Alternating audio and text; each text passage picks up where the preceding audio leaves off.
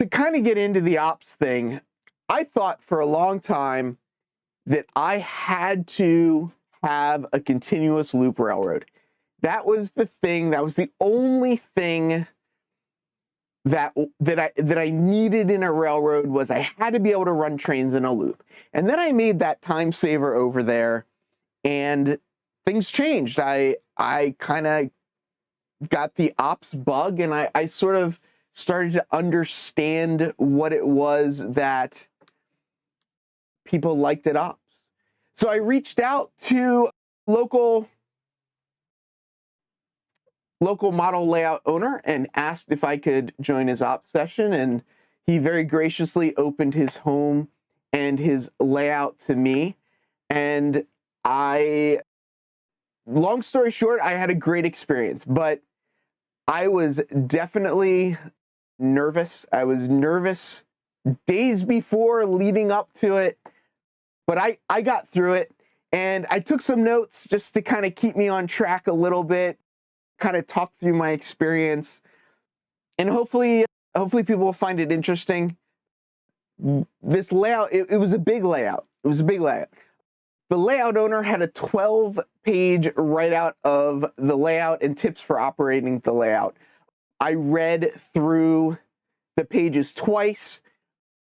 The main lines go in and out from like visible and hidden tracks. So I would take my finger and try and like follow my way around the track so that I could get a sense of like where the train was going to go and then where it was going to come back out. I did prepare, brought a few items with me.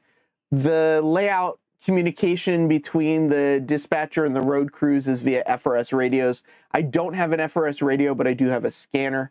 So I programmed in the FRS frequencies, so I was able to use my scanner to listen. I also brought 2 of my throttles. He recently updated the layout to NCE, and he also has a Y throttle server set up. So I brought my NCE Cab 06, which is a wired throttle that I have, and I brought the TCS UWT 50. It turned out a lot of people actually were using the TCS throttles. I arrived on time, maybe even a little on the early side, but enough time that no one was waiting for me, and I knew where I was going and all that good stuff. Met a couple of the other early arrivals. It wasn't just the size of the layout. All the track was hand-laid track. There were trees everywhere.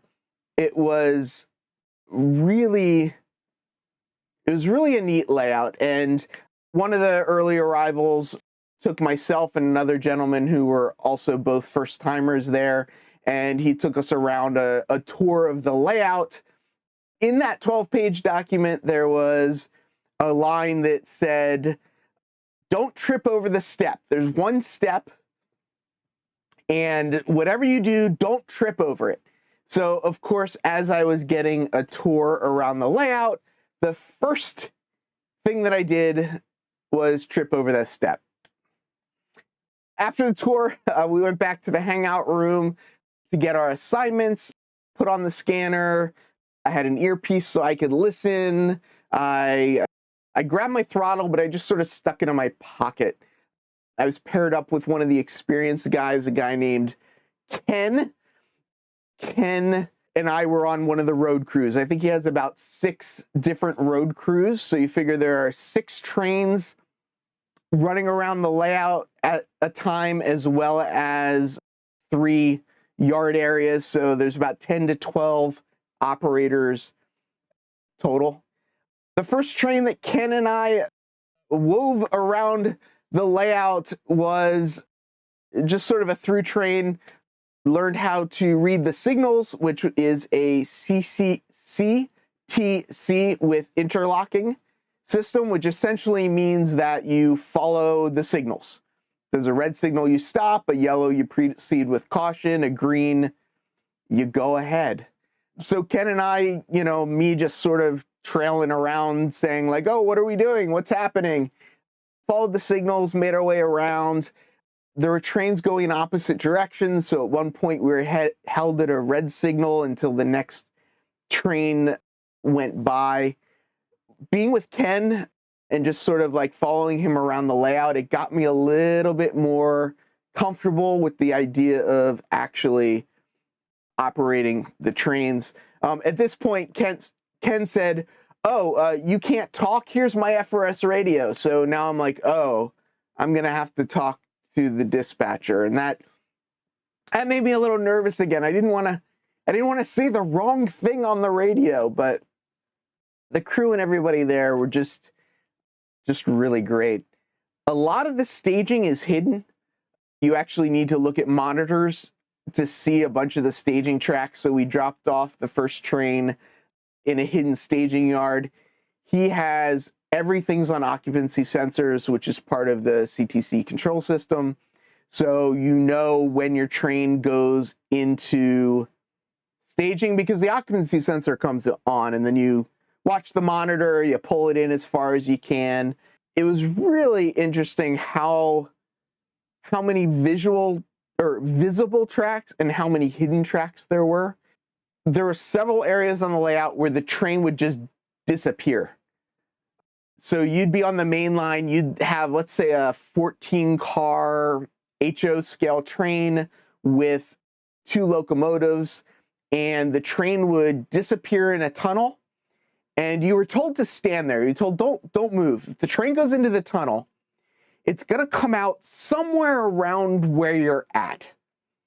So the train goes into the tunnel, and especially if you're on a yellow signal, because if you're on a yellow signal when the train goes into the tunnel, you could be standing there for a while, like 30 seconds, a minute, 2 minutes sometimes, and you didn't know when your train was going to come out. And in the very beginning, I didn't know where it was going to come out. I started to learn the layout a little bit more to know where things were going to come out, but it's wild to see a 14-car HO scale train disappear for about 2 minutes. I don't know if it was actually 2 minutes or if it just felt like 2 minutes, but there were a couple moments where Ken and I would turn to each other and say, "Do you think it's coming back?" We didn't know. We didn't know. Our second train is a lot more complicated. For this next run, we sort of adopted that engineer conductor role. So Ken was running the train and I was kind of conducting a little bit, whatever I thought that meant.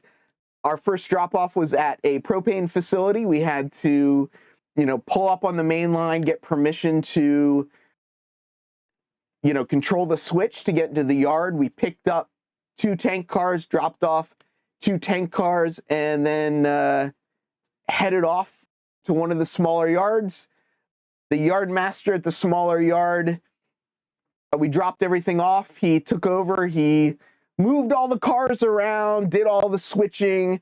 We had a caboose on this train, so we were doing a turn. So we took the locomotives and moved them to the back, which then became the front, and the caboose to the other side. And after all that, we got back on the train, started heading out there. And at that time, for whatever reason, I said, "I'm going to run the train." So I pulled out my UWT-50 and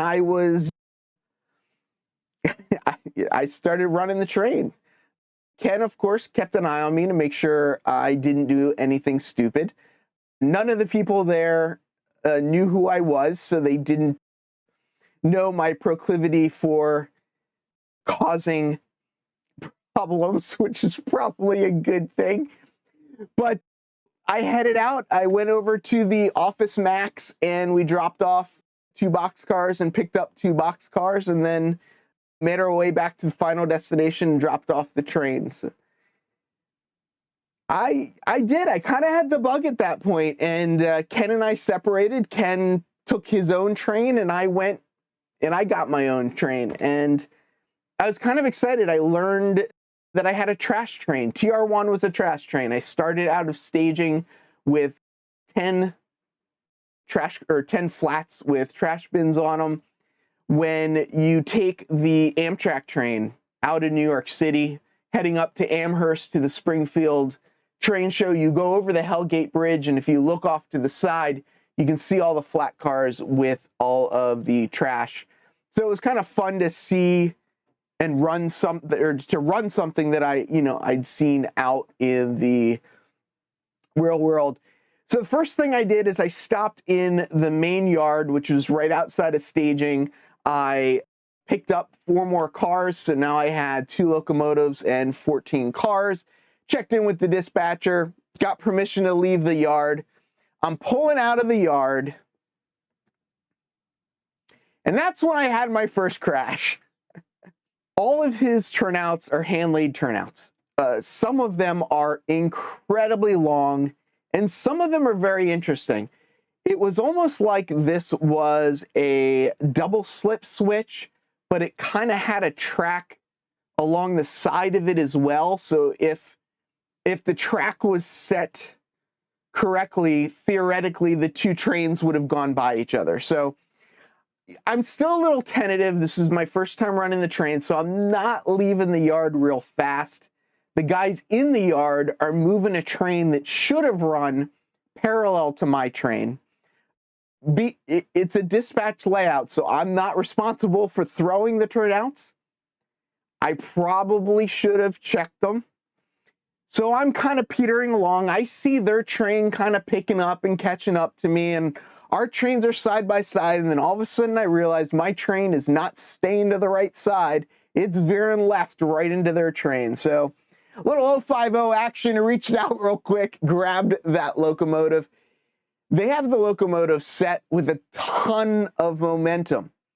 So, you take that throttle, you slam it down to 0 real quick, and that locomotive still keeps going and going. So I'm holding the locomotive, I'm like worried about crashing, and I'm forgetting that I gotta hit the brake to actually stop the thing. So I'm like holding back 2 locomotives with 14 cars. It all worked out well.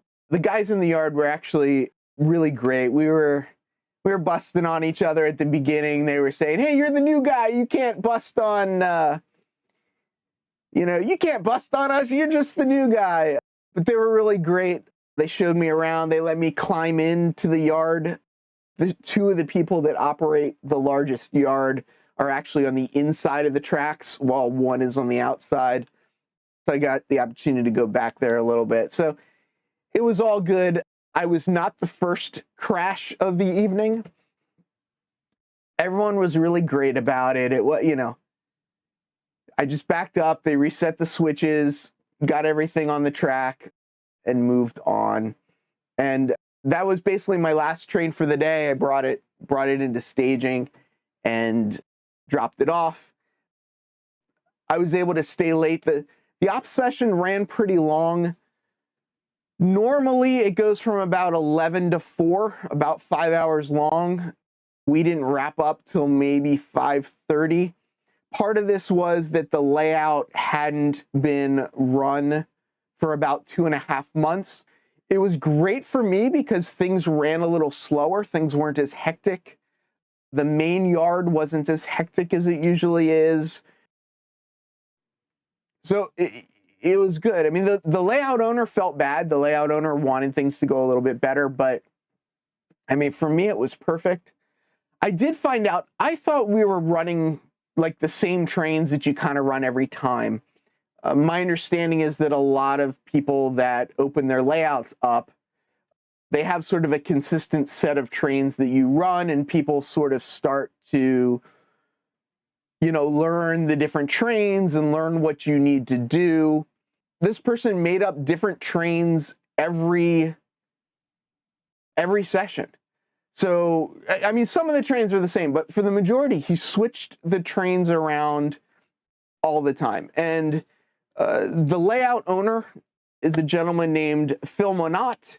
If you have purchased the OpSig compendium, he was the editor of that book, and he wrote the chapter on yards. So he knows just a little bit about operations. And if you can't tell, yes, I'm hooked. It was so much fun. I did, email Phil, the layout owner, and said, thank you. And he's willing to put me on his list. So I hope to get up there again. I didn't take any pictures. I didn't take any video. I just wanted to focus on being there, getting to know the people, and running trains. So it was a lot of fun.